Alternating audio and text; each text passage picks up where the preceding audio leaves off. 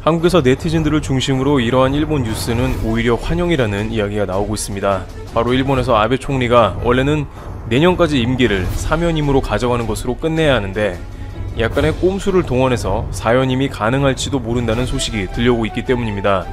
아베 총리는 최근 수년간 한국과 외교에서 강대강 국면을 보이며 매우 좋지 않았습니다. 특히 수출 규제를 촉발한 장본인으로 한국의 각종 산업 분야에 큰 위협을 가하며 공분을 산 바 있습니다. 요미우리는 아베 임기가 길어질수록 한국은 수출 규제로 촉발된 국산화라는 가시밭길을 더 오래 걸을 수 있다면서 한국에는 큰 악재이며 양국 간의 역사 문제는 해결될 기미조차 보이지 않는다고 보도했습니다. 현재 일본에서는 총리는 3연임만 가능한 상황인데 어떻게 4연임까지 이어질 수 있는지가 궁금하며 오히려 한국에서는 아베 총리가 4연임이 되는 것을 반긴다는 것은 무슨 이야기인지 알아보겠습니다. 우선 아베 총리는 지금으로서는 4연임을 할 수 없으나 중의원을 해산함과 동시에 추진해 볼 수 있다는 의견이 일본 정계에서 쏟아져 나오며 아베 총리가 웃음 짓고 있다는 각종 기사들이 등장하고 있습니다. 바로 조기 총선을 실시해서 가능하게 한다는 것인데요. 의원 내각제를 채택한 일본의 조기 총선은 하원의 중의원 임기 만료 전에 국회를 해산해 원 구성을 새롭게 하는 것으로 중의원 해산권을 쥔 총리는 다수당 총재로서 의석을 늘릴 수 있는 유리한 시기를 골라 조기 총선 카드를 행사할 경우 취약해진 권력 기반을 재구축하는 것이 가능해집니다.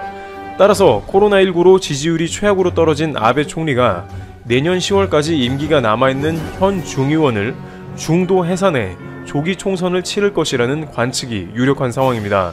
아베 총리는 올 정기국회 폐회 후인 지난달 18일 열린 기자회견에서 중의원 해산 가능성에 대해 지금은 머리에 한 구석에도 그럴 생각이 없다 하면서도 국민 신뢰를 물어야 할 때가 오면 주저없이 해산을 단행해야 한다는 생각에 변함이 없다고 말했습니다.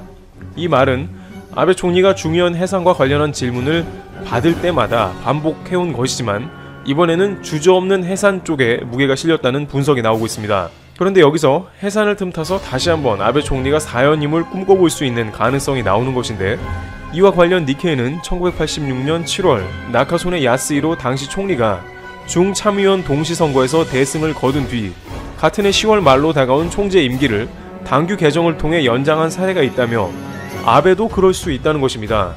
현재 야당이 생각보다 집결이 잘 안되고 있어서 자민당이 압도적으로 대승할 가능성이 높다고 보는 것입니다. 특히 아소다로 부총리는 해산을 강력히 주장하고 있는데 아베 내각에 대한 지지율이 크게 떨어진 상황이지만 야당이 힘을 결집하지 못하고 있는 틈을 활용해 조기 총선을 하면 승산이 높다는 점을 내세우고 있습니다. 그런 과정에서 당규 개정을 해서 아베가 자민당 후보로 정해진다면 총리 4연임으로 연결되는 것이죠. 상황이 이러다 보니 현재 차기 총리 지지율 1위인 이시바 시게루 자민당 정 간사장은 강한 반대의 목소리를 냅니다. 이시바 시게루는 국민에게 물어볼 쟁점이 없는 해산은 헌법의 취지에 크게 어긋난다며 조기 해산에 반대한다는 뜻을 밝혔습니다. 그저 야당이 결집 안 된다는 이유로 중의원을 해산하는 게 말이 되냐는 것입니다. 그러나 아베 총리는 자신의 지지율은 물론이고 4연임이 걸린 문제를 내심 모를 리가 없습니다. 따라서 그 어느 때보다 중의원이 해산될 가능성이 높으며 아베 총리가 다시 총리 후보가 될 수도 있습니다. 특히 자민당 내부적으로 이시바 시게루 전 간사장보다 아베 총리와 연계된 파들이 많기 때문에 지지율은 이시바 시게루가 높더라도 자민당 후보는 아베가 될 수 있는 가능성이 오히려 높은 것이죠. 한국에서는 많은 네티즌들을 중심으로 오히려 일본이 4년간 아베가 더 집권하는 게 낫다는 반응도 나옵니다. 한일년 수출입 자료를 보면 무역 분야에서 2019년 대일 적자가 16년 만에 가장 낮은 것으로 나옵니다. 물론 최대 무역 적자국은 여전히 일본이지만 일본이 촉발한 수출 규제를 비롯해서 각종 역사 문제는 한국의 불매운동을 촉발시켰고 산업 분야에서 점점 더 일본 제품을 배척해나가는 움직임이 나왔습니다. 일본의 수출 규제는 부당하며 철회되어야 함이 마땅하나 그 가운데 한국의 소부장 산업도 기회를 맞았습니다. 정부가 9일 내놓은 소재 부품 장비 2.0 전략의 핵심은 일본의 수출 규제에 대한 대응 차원을 넘어 소부장 산업의 근본적인 경쟁력을 키운다는 것입니다. 정부는 소부장 분야의 공급망 관리 정책 대상을 기존의 대일 관련 100개 품목에서 글로벌 차원의 338개 이상 품목으로 확장하기로 했습니다. 공급 안정성 등 산업 안보 측면과 주력 산업 및 차세대 산업 공급망에 미치는 영향을 고려해 반도체, 디스플레이, 자동차, 전기전자, 기계금속, 기초화학, 섬유 등 6대 분야에서 338개를 선정하고 바이오, 환경에너지, 소프트웨어 산업 등 신산업 분야에서 품목을 추가할 예정입니다. 이러한 움직임은 특히 코로나19 시대를 맞아 비대면 산업 및 첨단 산업 분야에 대한 투자를 적극적으로 늘려 오히려 한국의 경쟁력을 키울 수 있는 도약의 발판이 된 것이라는 평가도 받는 것입니다. 정부는 각종 첨단 산업 관련 R&D 지원을 위한 TF를 가동하고 국가 경쟁력을 키운다는 방침인 것입니다. 전세계 전문가들은 이와 관련해서 코로나 시대를 맞아 정부의 역할이 훨씬 더 강화되게 되는데, 공교롭게도 한국의 경우에는 일본의 수출 규제에 따라서 한국은 남들보다 한 걸음 먼저 그러한 투자를 시작한 셈이고, 이제 본격적으로 소부장 2.0 전략을 강력하게 추진해 일본과는 다른 길을 걷겠다는 포부를 밝힌 것입니다. 결국 네티즌들이 아베 정권이 집권을 더 했으면 좋겠다는 이야기는 한국이 기회가 되었다는 반어법인 셈입니다. 그러나 막상 일본에서는 아베노믹스가 과연 옳았는가 하는 물음이 코로나 이후 더욱더 제기되고 있는 상황입니다. 특히 일본은 경제를 살리기 위해서 일본 중앙은행은 돈을 찍어내 일본 주식을 대량으로 매입하고 있으며 코로나 경기 부양을 위해 2,000조 원 이상을 쏟아부을 것으로 보이는데, 이는 일본 정부의 빚이 한계치를 넘은 것입니다. 짐 로저스는 이와 관련하여 돈을 찍어내어 부자가 된다면 아르헨티나와 베네수엘라가 왜 그렇게 되었겠냐면서, 아베 총리는 후손들에게 일본 정부의 빚을 그대로 넘긴다며 최악의 총리로 기억될 수 있다는 의견을 지지한 바 있습니다. 아베 총리가 사연임을 하게 되어 한국과 관계가 향후 5년간 악화된다면 과연 그것이 한국에 어떻게 작용할지, 양국의 관계는 개선될 수 있을지 일본의 차기 총리 관련 향방에 귀추가 주목되고 있습니다. 티러브티브 여기서 마치겠습니다. 감사합니다.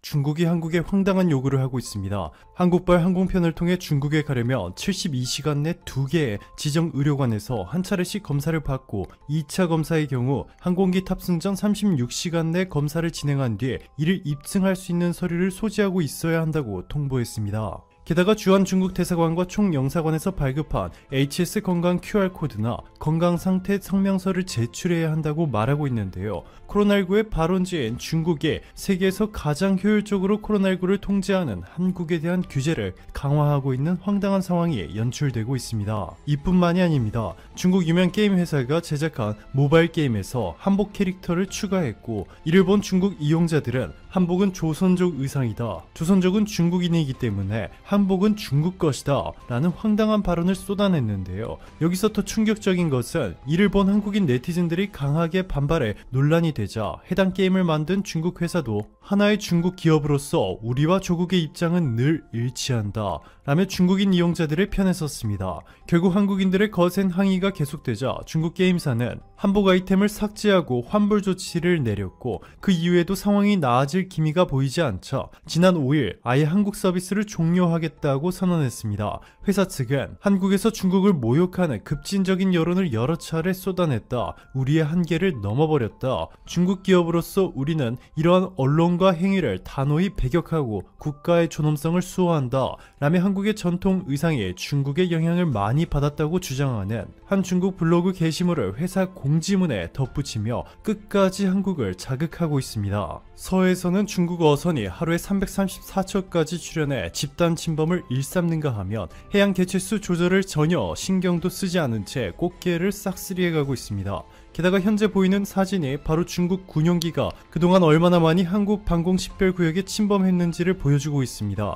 최근 발표된 미국 과학자연맹 보고서에 따르면 지난 7년간 중국은 한국, 일본, 대만의 방공 식별구역을 최소 4,000회 이상 침범했고, 한국 방공 식별구역을 침범한 횟수는 언론을 통해 알려진 것만 295회라고 전해졌습니다. 특히 지난해 중국은 20차례 이상 한국 방공 식별구역을 침범했는데, 그중 딱 한 번만 한국 측에 비행 정보를 알린 것으로 알려졌습니다. 그것도 진입이 가능한지 물어본 것이 아니라 진입 직전 통보를 한 것이죠. 자, 그런데 이제는 더 이상 5년 전 한국이 아닙니다. 중국의 불법 어선들은 물론이고 한국 방공 식별구역을 제집 드나들듯 넘나드는 중국군 전투기까지 바짝 긴장할 만한 일이 한국에서 벌어지고 있습니다. 한국 4개의 섬, 제주도, 흑산도, 백령도, 그리고 울릉도가 불침 항모로 변신 중이라는 소식 때문인데요. 한국 해병대는 우리나라에는 불패의 신화를 창조하고 있는 세 척의 불침 항공모함이 있다. 1번 함은 독도이고 2번 함은 제주도, 백령도다. 그리고 3번 함은 서해 최북단에서 우리나라 최고의 명품 무기로 무장하고 결전의 순간을 기다리고 있는 귀심 잡는 해병이 승선하고 있는 백령도다 라고 전했습니다.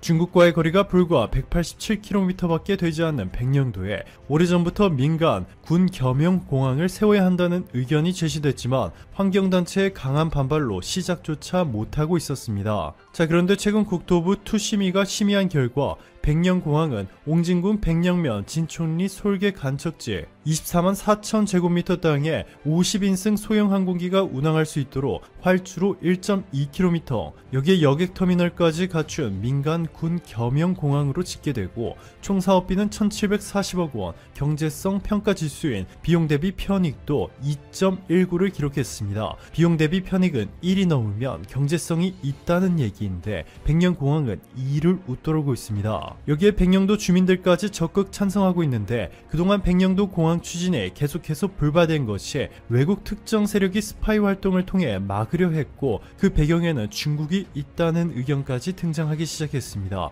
그만큼 백령도 군 공항에 중국에는 상당히 위협적인 존재가 될 것이기 때문이죠.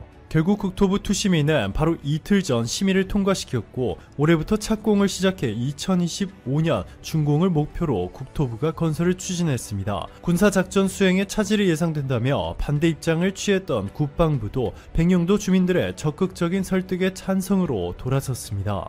백령도의 장군수는 여객선으로 편도 4시간이나 걸리는 원거리 항로와 높은 여객선 결항률 등으로 불편을 겪는 주민들, 국내외 관광객 유치를 위해서라도 백령공항 건설은 조속히 추진돼야 한다. 백령공항은 군 작전 능력 제고와 국토균형 개발뿐만 아니라 접경 지역의 영토 주권 확립을 위해 반드시 필요한 사업이다 라고 전했습니다. 흑산도 공항도 중국에 엄청난 위협이 되고 있습니다. 국토교통부가 2023년 건립 예정인 흑산공항은 총 사업비 1,833억 원 규모로 문재인 대통령의 대선 공약이자 이낙연 더불어민주당 대표의 전남도지사 시절 핵심 사업이기도 합니다. 다도해 해상국립공원의 소형 공항을 조성하는 이 사업을 중국이 두려워하고 있는 것은 바로 흑산도가 중국이 보유한 함대 중 가장 강력하다고 평가받고 있는 중국의 유일한 자존심이죠. 중국 북경 함대의 길목에 놓여있는 섬이기 때문입니다. 흑산도 주민들도 강력하게 공항 건설 추진 의사를 밝히고 있어 사업 추진 속도에 탄력을 받고 있는데요. 여기에 제주도 해군기지와 제2공항까지 완성되게 되면 한반도 서부라인 전체를 백령도, 흑산도 그리고 제주도가 완벽하게 호위하는 불침 항모의 역할을 하게 될 것으로 전망되고 있습니다. 한국의 섬이 불침 항공모함으로 변신하고 있는 것은 서쪽만이 아닙니다. 동쪽에서도 독도와 울릉도가 일본에 상당한 위협이 되기 시작했습니다. 현재까지는 독도 주변 지역에서 비상 상황이 발생할 경우 한국 공군은 대구국제공항이나 강릉공항에서 전투기가 발진해야만 했습니다. 독도까지 거리가 상당히 멀 뿐만 아니라 독도와 아주 가까운 오키섬에서 항공자위대 전투기 발진이 가능한 일본에 비해 너무나도 불리한 상황이었죠. 그런데 국토교통부가 울릉공항 건설 사업 총 사업비를 최종 확보하면서 2025년 개항을 목표로 사업 발주를 이미 시작했고 총 6,633억 원을 투입해 1,200m급 활주로와 여객터미널의 건설을 추진하고 있습니다. 이미 울릉도 성인봉 정상에 동해 전체를 볼 수 있는 장거리 레이더 기지를 건설하고 대한민국 공군은 중령을 부대장으로 한 835 부대를 운영하고 있습니다. 이 부대 덕분에 한국은 독도로 날아오는 일본 해상자위대의 P-3C기를 조기에 발견해 대처할 수 있었는데요. 레이더 기지에 이어 공항까지 갖추게 되면 한국의 국방력은 상상을 초월할 만큼 더 강력해집니다. 지금까지는 강릉이나 대구 공군기지에서 이륙한 전투기가 독도 영공에서 작전을 수행했는데 너무나도 긴 거리 탓에 이들이 독도에서 작전을 수행할 수 있는 시간은 고작 10분을 넘기지 못했습니다. 특히 F5와 같은 경량 전투기나 한국이 독자 개발에 성공한 T-50 고등훈련기는